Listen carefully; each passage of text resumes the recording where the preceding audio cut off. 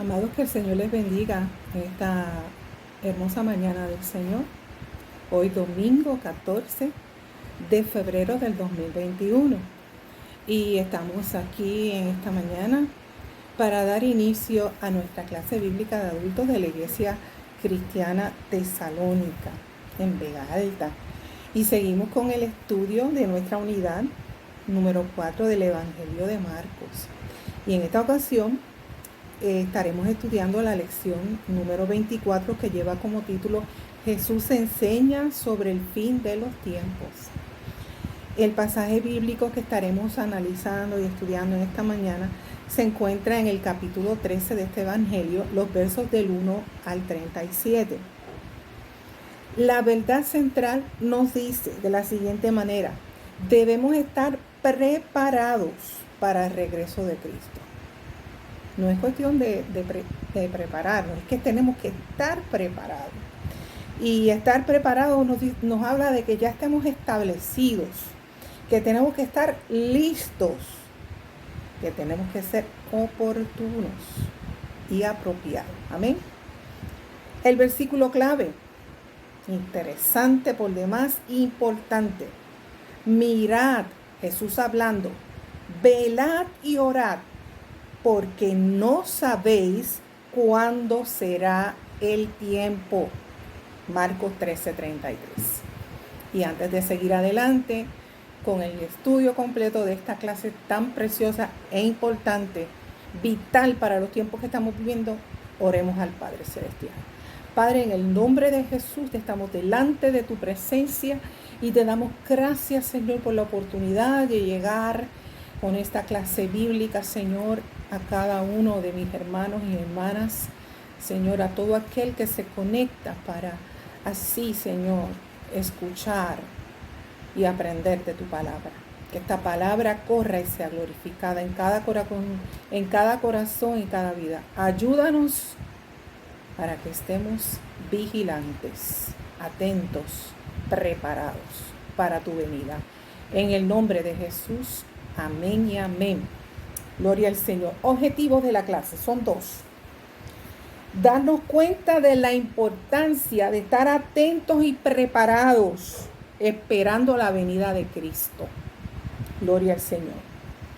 Y objetivo número 2, profundizar nuestro compromiso con Jesús y desarrollar un estilo de vida de continua preparación a la luz de los eventos futuros.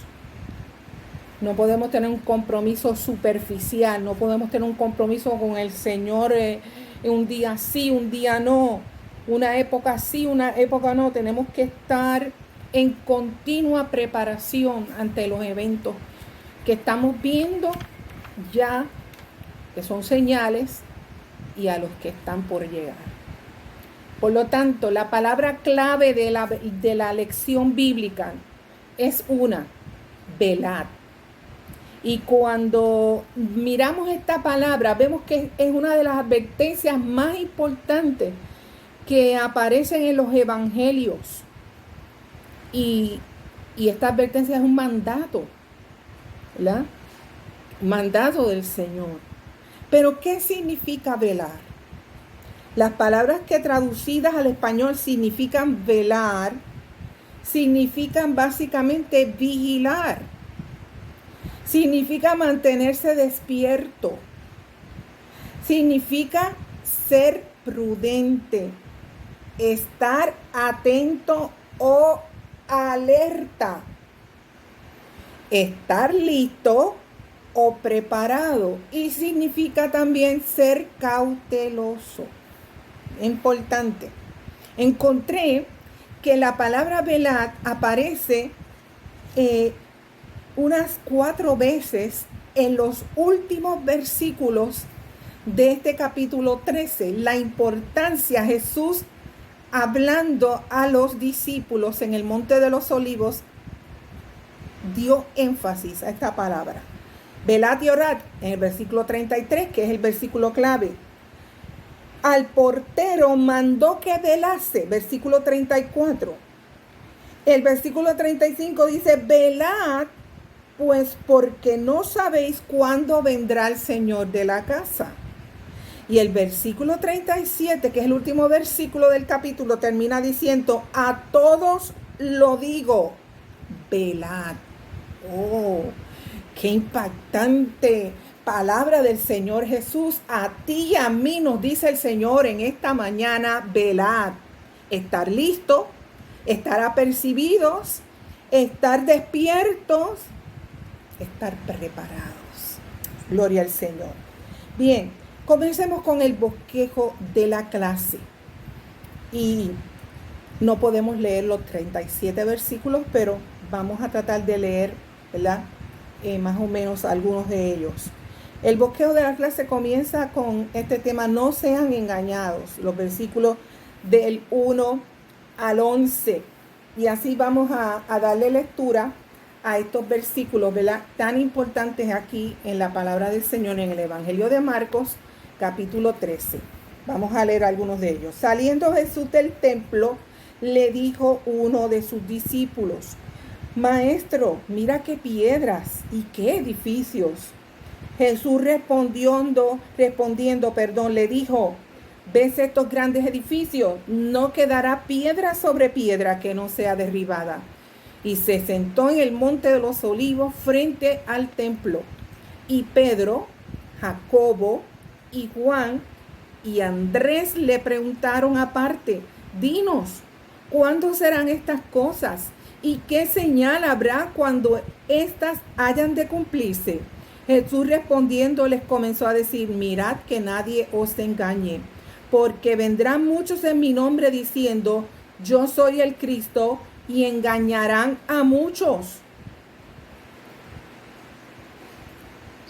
Mas cuando oigáis de guerras y de rumores de guerra, no os turbéis, porque es necesario que suceda así, pero aún no es el fin, porque se levantará nación contra nación y reino contra reino, y habrá terremotos en muchos lugares, y habrá hambres y alborotos. Principio de dolores son estos. Alabado sea el Señor. Bien, mucho más importante, amados, quiero hacer un paréntesis aquí, que entender la secuencia y la naturaleza de los eventos del fin es que estemos preparados para la venida de Cristo y ayudemos también a otros a prepararse. En Mateo capítulo 13, a veces llamado, como dije hace un momento, el discurso del Monte de los Olivos, Jesús habló mucho de dos cosas: de los postreros tiempos y de su segunda venida. Al darles esta profecía, el Señor no estaba intentando alentar a sus discípulos a especular sobre cuándo exactamente Él iba a volver, más bien los estaba exhortando a estar alertas y preparados. Ese es el objetivo de esta clase, que usted y yo estemos alertas y preparados. Los discípulos le preguntan y admiran primero, antes de preguntar, sobre el templo de Jerusalén, que acabamos de leer esa porción bíblica. El asombro de ellos, ¿verdad?, ante la magnificencia del templo judío marcó el comienzo de una extensa lección sobre el fin. Y el Señor dice, como leímos el versículo 2, no quedará piedra sobre piedra. Esta profecía se cumplió en el año 70 después de Cristo, cuando los romanos destruyeron completamente el templo y toda la ciudad de Jerusalén. Cuando el Señor les habla sobre esto, pues viene la inquietud, ¿verdad?, la curiosidad. Hombres, ¿verdad?, al fin, como todos nosotros, ¿verdad?, curiosos, queremos saber, queremos inquirir, queremos ver, ¿verdad?, como dicen por ahí, ver para creer. Dinos, ¿cuándo será? Y ellos le preguntaron: dinos, ¿cuándo serán estas cosas? ¿Y qué señal habrá de cuándo estas cosas han de cumplirse? Queremos saber los tiempos, queremos saber, ¿verdad?, los sazones, como dice la Biblia. Y una señal es una ilustración visible, ¿verdad? Es una obra o un acontecimiento poderoso. Esa es la definición de lo que es una señal. Es un presagio que pronostica acontecimientos futuros. Así que no nos debe sorprender, ¿verdad?, que después de de la declaración de Jesús sobre lo que le iba a suceder al templo de Jerusalén, estos discípulos, ¿verdad? Entre ellos, pues, Pedro, Juan, Jacobo y Andrés, tuvieran preguntas que hacerle. Fueron dos las preguntas: ¿cuándo sería destruido y qué señal precedería a esta acción? Pero vemos que el Señor, en vez de contestarle ahí en el momento y directamente, como decimos, al clavo, el Señor lo que primero resalta: miren, que nadie los engañe. Porque es que a veces nosotros queremos saber las cosas que no son tan importantes y relevantes, y las más importantes las delegamos a un segundo plano. Por eso el Señor les dice: miren, que nadie los engañe. Dice el versículo 5. Aunque Jesús iba a proporcionarles a ellos, y así lo hizo, un resumen general de esos eventos futuros, su primera respuesta fue advertirle a sus discípulos que muchos impostores se iban a levantar y afirmarían que eran el Cristo, como dice el versículo 6. Y entonces ahí comienza a hablarles sobre esas señales antes del fin, como dice los versículos de 7 al 9. Habrían guerras y rumores de guerra. Número 2, se levantaría nación contra nación, reino contra reino. Y eso lo hemos visto a través de la historia, que se ha ido cumpliendo. Se levanta un imperio, se levanta, ¿verdad?, una nación subyugando y dominando el mundo, y cae y se levanta otro. También habrían terremotos en muchos lugares, hambres y alborotos también en muchos lugares, porque el hambre y la pobreza hace que muchas veces la sociedad se levante y proteste y se vaya en contra del gobierno. Todas esas, el Señor dijo que eran señales. Pero fíjense cómo dice el Señor: no es el fin todavía, porque eso es principio de dolores. Y me llama mucho la atención ese versículo 9, principio de dolores. El término está aludiendo a los dolores de parto. Todos los que somos mujeres y hemos pasado por esos procesos sabemos lo que es eso, donde se esperaba que esto precediera al fin, marcando así la transición entre esta era y la era por venir. Los severos dolores de parto, seguidos por el nacimiento y la consumación, son también una señal de fin, y el gozo en tiempo de alumbramiento. Todos queremos y decimos que amén, que Cristo viene, pero va a haber esos dolores que ya habla la Biblia, principio de dolores. Por lo tanto, no nos debemos sorprender, ni nos debemos intimidar ante las señales que estamos viendo.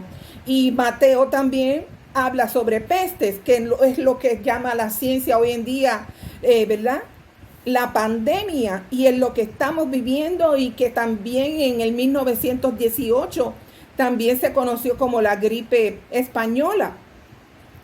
Y vemos nosotros que en este siglo XXI, nosotros después de 100 años estamos viendo también esa peste, esa pandemia, y que todo eso es principio de dolores.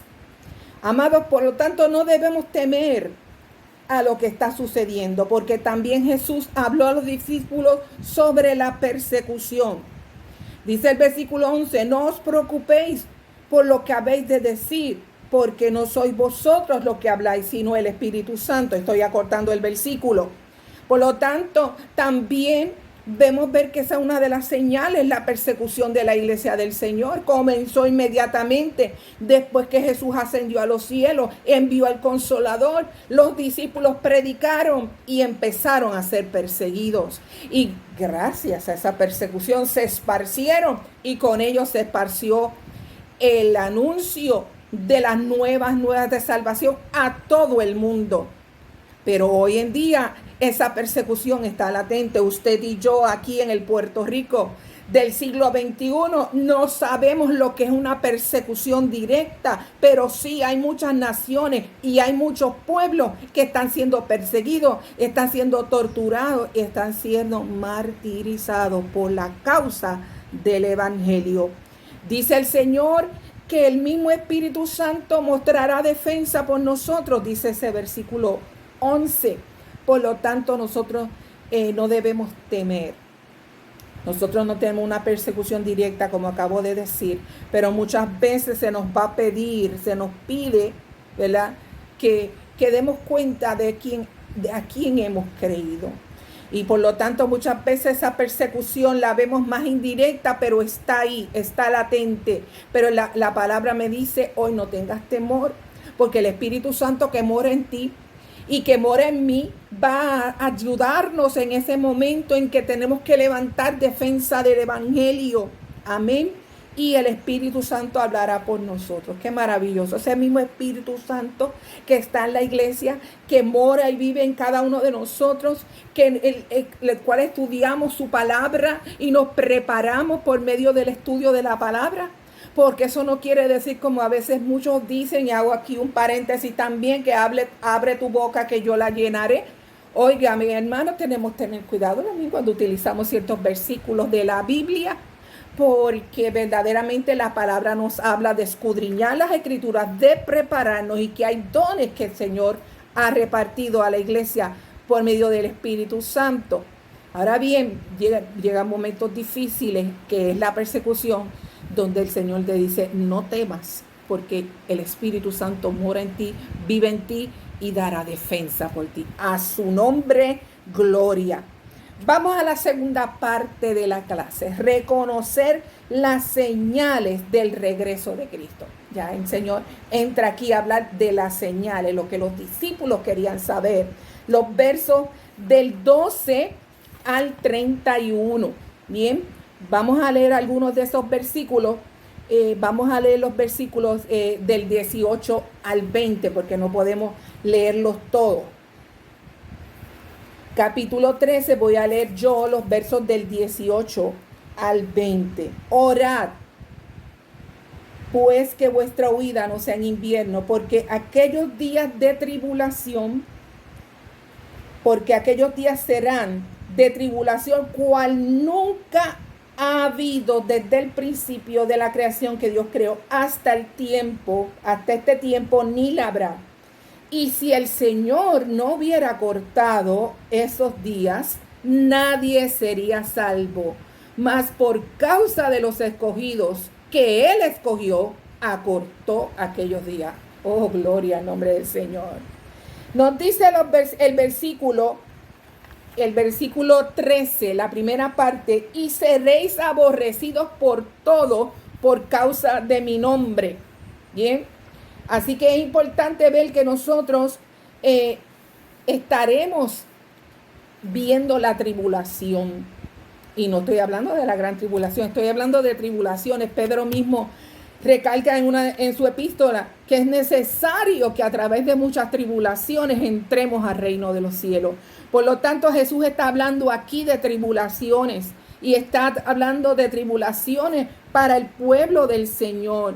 Nos advirtió el Señor, y ya esas también entonces son señales de su venida, de qué tipo de aflicciones podemos esperar. El versículo 12 nos dice que vamos a ser rechazados por nuestra propia familia. Por lo tanto, tenemos que estar firmes en el Señor, tenemos que velar, porque los enemigos a veces son los de la casa. Como dice la palabra, dice el versículo 13 que seremos aborrecidos por todos los hombres. El Evangelio de Jesucristo no es un club social, un fan club, donde vamos a ser alabados por todos, sino que vamos a ser muchas veces injustamente señalados, y no vamos a ser como un billete de $100, sí, porque ya está tan caro todo que hay que obviar el de 20. No le vamos a caer bien a todo el mundo, y menos todavía si nosotros le servimos al Señor. Tenemos que estar preparados para eso. Tenemos que estar firmes en el Señor. Tenemos que estar vigilantes. Gloria al Señor. Y habla el versículo 12 también que seremos entregados a muerte. Amados, esto está aquí en la palabra del Señor. Y como yo decía hace unos minutos atrás, nosotros no estamos viviendo eso por la misericordia y la gracia del Señor. Pero hay muchos hermanos y hermanas hermanos nuestros en Cristo Jesús, que ya han sido masacrados, han sido martirizados. Son miles y miles los que han sufrido desde que el Señor partió al cielo, en que han muerto por la causa de Cristo. Y el Señor lo habló y así lo profetizó. Ahora bien, dice el versículo 13, mas el que persevere hasta el fin, este será salvo. Perseverar nos habla de mantenerse uno en pie en el conflicto. Perseverar nos habla de sobreponernos a la adversidad, de no desplomarnos bajo la tensión. Perseverar nos habla de uno estar firme, esperar calmada y valientemente. Para perseverar en el Señor hay que ser valiente.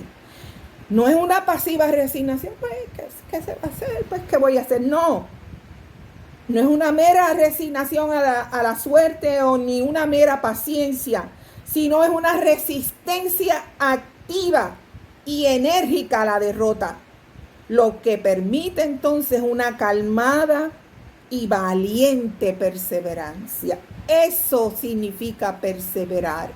No es empezar la carrera, es terminar la carrera a la cual hemos sido llamados. Dice el versículo 14, pero cuando veáis la abominación desoladora de la que habló el profeta Daniel. Vamos a ver. La abominación desoladora, que es otra de las señales que Jesús habló, fue profetizada por Daniel en su libro, en el libro del profeta Daniel, en el capítulo 9, verso 27, en el capítulo 11, verso 31, y en el capítulo 12, verso 11. Esto que menciona Jesús aquí tiene que ver con la profanación del templo de Dios por los enemigos del pueblo de Dios. Esto sucedió más de una ocasión. Vamos a la historia. En el año 597 a.C., cuando Nabucodonosor saqueó el templo en Jerusalén y llevó cautivos, ¿verdad?, a Babilonia. Saqueó el templo, sacó todos los utensilios de la casa del Señor y se los llevó para Babilonia. En el año 168 a.C., cuando Antíoco Epífanes sacrificó un cerdo a Zeus en el altar santo del templo, amados. Sí, eso es historia. Y también entonces lo que Jesús habló cuando dijo que el templo sería destruido en el año 70, cuando el emperador romano Tito, ¿verdad?, después que destruyó el templo de Jerusalén y tal como Jesús dijo, no quedó piedra sobre piedra, en el lugar donde estuvo el templo, allí él, ¿verdad?, puso un ídolo. Eso se llama abominación desoladora.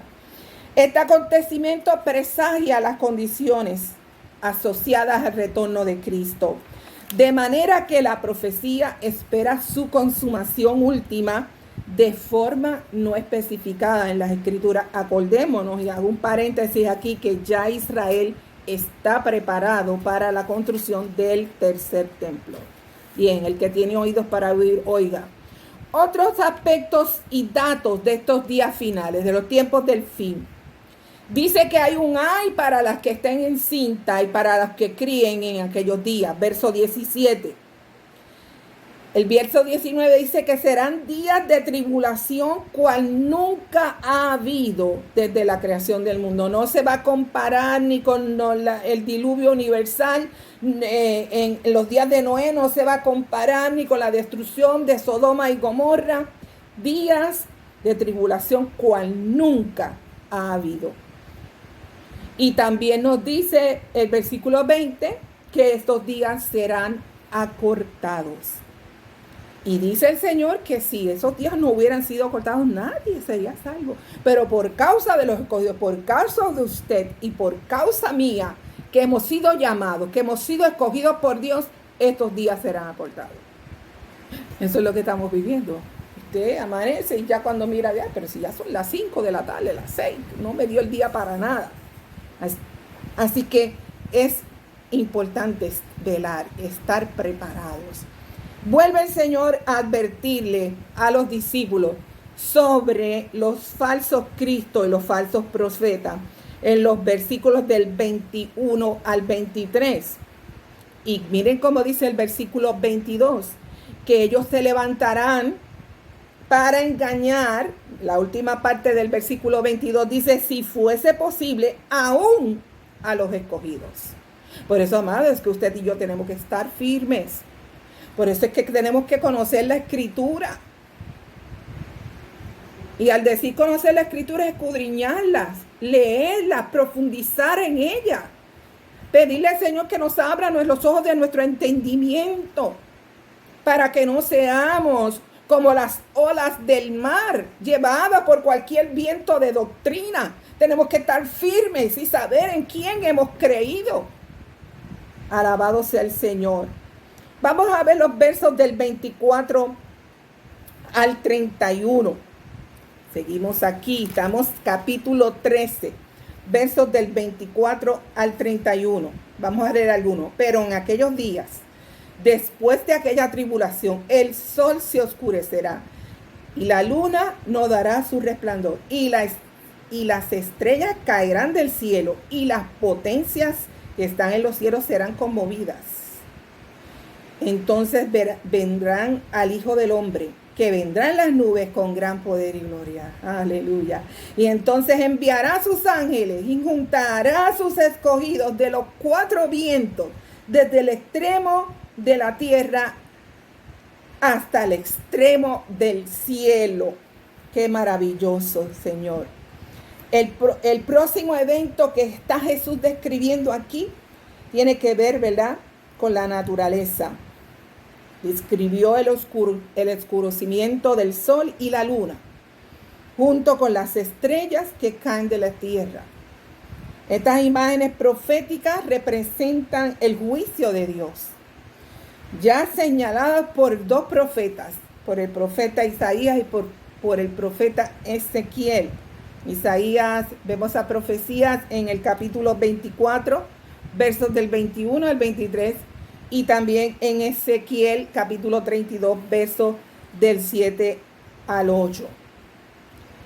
Jesús regresará, amén, y dice el versículo que leímos, ¿verdad?, que el Señor vendrá y que será así, ¿verdad?, maravilloso. Como dice aquí el versículo, verán al Hijo del Hombre que vendrá en las nubes con gran poder y gloria. El versículo 26. Jesús regresará de una manera que muestre su poder y autoridad sobre aquellos que le juzgaron. Y además enviará a sus ángeles para reunir a su pueblo de todas las partes de la tierra, del mundo entero. Amén. Poniendo al fin al sufrimiento que han soportado. Vamos entonces a la tercera parte y última parte de esta clase, este bosquejo, siempre estar listos. Les invito a que lean conmigo el verso 32 al 37, que para mí, no es que los otros no sean importantes, que hablan de las señales, pero este es bien importante para usted y para mí. Pero de aquel día y la hora nadie sabe, ni aun los ángeles que están en el cielo, ni el Hijo, sino el Padre. Mirad, velad y orad, porque no sabéis cuándo será el tiempo. Es como el hombre que yéndose lejos dejó su casa y dio autoridad a sus siervos y a cada uno su obra, y al portero mandó que velase.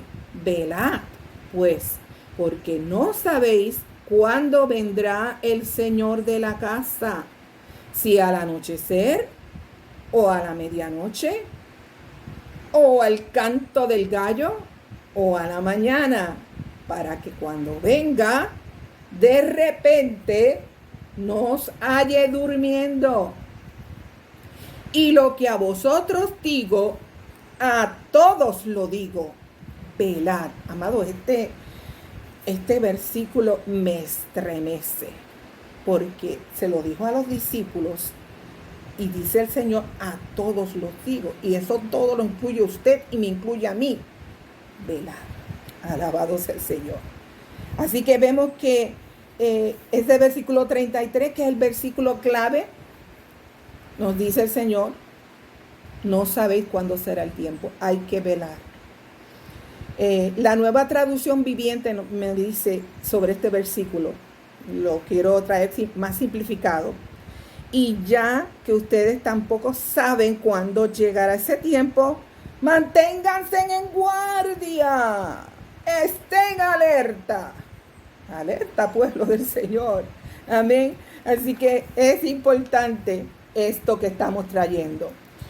El verbo traducido, vuelvo a hablar sobre velar, aquí en Marcos 13:33, y reenfatizo, versículo clave, tiene el significado de mantenernos despiertos, permanecer despiertos o estar atentos. Esto es ponernos en acción para proteger nuestra salud espiritual. Como nos dice Efesios capítulo 6, versículo 18, orando en todo tiempo, con toda oración y súplica en el Espíritu, y velando en ello con toda perseverancia y súplica por todos los santos. No podemos dormirnos, amados. Jesús aquí, para enfatizar, habla de una parábola del hombre que tenía, ¿verdad?, una posesión, una finca, una hacienda, y se va de viaje, ¿verdad? Y dejó a cargo a sus siervos, ¿verdad?, de su hacienda durante su ausencia. El propietario, el dueño, él asigna a cada siervo una tarea en específica que cumplir, incluida, ¿verdad?, la más importante, a uno de ellos a velar, el portero al frente. Y entonces vemos que esto es bien importante porque sabemos que en la guarnición los más importantes son los guardias, los que están velando una entrada, un edificio, y están al frente. Tienen que estar atentos, tienen que estar velando. Esto es importante, no se pueden dormir. Jesús usa las 4 vigilias de la noche observadas por los soldados romanos en el puesto de guardia. Mira, nosotros hemos visto todas esas películas y todos esos documentales que hablan de las fortalezas y que hablan de las entradas de las ciudades bien aseguradas. No son puertas como las de nuestras casas, unas puertas potentes, grandes. Imagínense, para que entren y salgan toda la gente que vivía en esas ciudades. Pero ahí no podía entrar todo el mundo así porque sí.